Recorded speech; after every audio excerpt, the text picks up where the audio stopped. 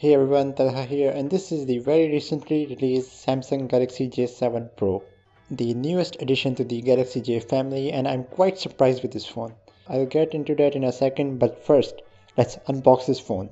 So the first thing that you need to know about this phone is that it's a mid-range device. And with mid-range devices, there have to be some corners cut for the price to make sense, which is why we don't really get a fancy box here. It's just a normal looking box. And here's the phone, the Samsung Galaxy J7 Pro. The first thing I noticed when I picked up this device is how premium it feels. Personally, I don't like those super light phones which have almost no weight. When I'm holding a device, I like to feel that I'm actually holding something of good quality. And with this phone, because of the metal unibody, I do feel like this has some heft, and honestly, I wasn't expecting it to be this good.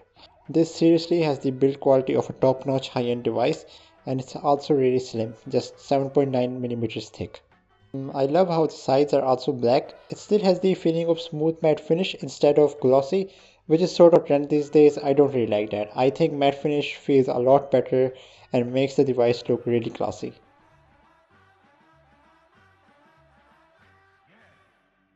So there's nothing on the top side, and on the left side there are the volume buttons, the SIM tray, and the second SIM and memory card tray.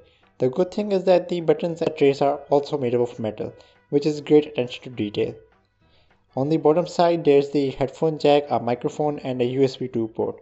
I was expecting Type-C, but I think to make the price less they went with USB 2. It's not a huge thing, but still I'm sort of a crazy fanboy about USB Type-C.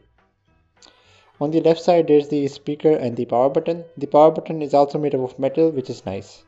On the front side you will notice with the front facing camera there's also a small flashlight. I'll talk in depth about the front and back cameras in my full review.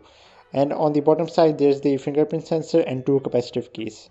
As you can see, the top and bottom bezels on the device are not that huge. I'd say the overall look of this phone is fantastic and classy. Let's see what else is in the box. There's the quick start guide, which I'm sure everyone loves to read. There's a pair of pretty standard Samsung earphones, a USB cable, and a standard charger. And that's about it. That's the box. I said before, the box is not that fancy, however the phone feels incredibly fancy and high quality. So I took a day to set up the phone, and I have to say so far I'm really enjoying this phone. I haven't yet have issues with the performance. It feels smooth, and after stumbling with the launcher I decided to change it to my own Nova launcher setup, which I'm just more comfortable with. You can see that it's handling my custom skin really well. But none of this would look any good if the display of this device wasn't great, and I have to say that the display in this phone is gorgeous. It's a 5.5-inch screen with 1080p resolution, and it's an AMOLED panel. When it comes to IPS versus AMOLED, I definitely go with AMOLED, and this phone just hasn't let me down. It's bright, it's crisp, and the colors are so vivid and saturated, it's really a great time looking at the display. Also with AMOLED panels, you get features like always on display, which on a normal IPS panel would drain the battery after like 4 hours. I'm really happy that they went with AMOLED on this phone.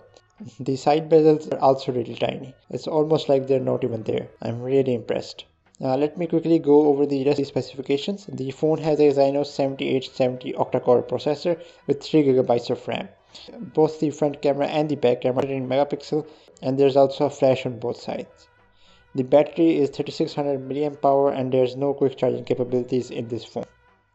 I'll talk more in depth about the camera, battery, and the performance in my full review.